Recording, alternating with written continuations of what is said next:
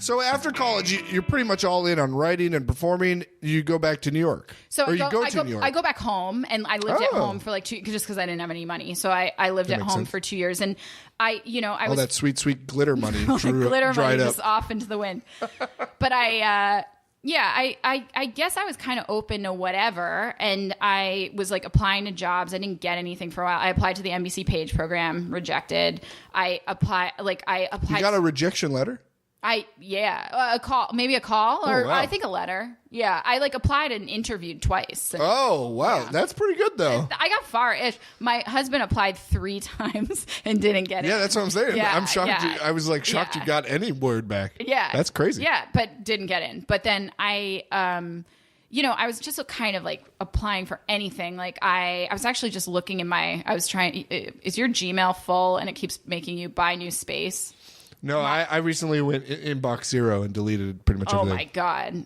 Yeah. It's a dream. You should try it. I'm not ready to do that yet, but I went back to like the beginning of Gmail and I was trying to like delete a bunch of stuff, and it was just like tons of like applications for the weirdest stuff, to be a PA on the Paula Zahn show or whatever, just like applying for like news jobs and Today Show jobs and publicity at like film entertainment related. Entertainment, yeah, but even like adjacent. Like I was applying to be like at Weinstein Company to be like an assistant to like someone in publicity or something, like kind of anything. Right.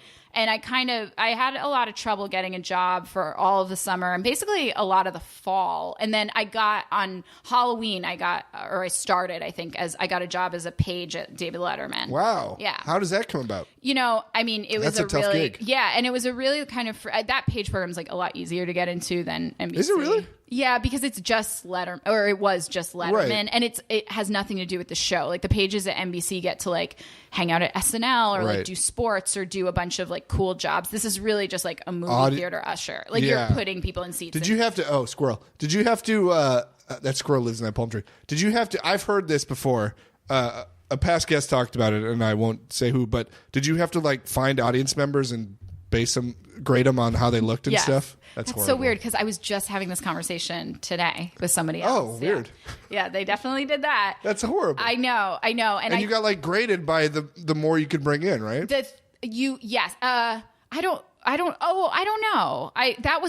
There was a different job that was called like a recruiter, which was you go out and find audience members, and then those people. I wasn't one of those, but those people get graded. But you definitely, when you pick what seats, it's fully just shallow based on appearance. But it's not. I don't mean to say like the ugly people sit in the back. It very much is like you get a vibe from them, and if they feel like drunk or unruly, or they have like a shirt with like Nike on it that you can't see on TV, or they're just like acting weird, or they're being douchebags on the phone, or like there's just like a vibe about them you don't love, then you would write one thing, and then like other people you write something else, and then the people who are like amazing and are like, we just got married and we're so happy to be here, that like you want in the front row, you write something else. Yeah.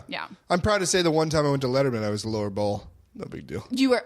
Were you in the front row, or you're a normal person? Okay, now you made me feel bad. Okay, all right. Well, you hadn't just gotten married or whatever. So at Letterman, besides just seating people, did you get in? Were you able to gather any intel on the industry, on writing rooms or anything? No, not really. I mean, the only thing that was so cool about it was like you have this shitty job, you get paid $10 an hour, and I think they will only let you work like 20 hours a week. So it's just like unlivable, like terrible. I paid for my bus pass. But the thing that was great was you got to watch the show every day. So you stood in the back and you could watch him, which, was so cool at the time, would be cool now. Because I was a huge fan of his, and I love seeing him do like live interviews and like interact with the audience and stuff. And that's the important part, I think.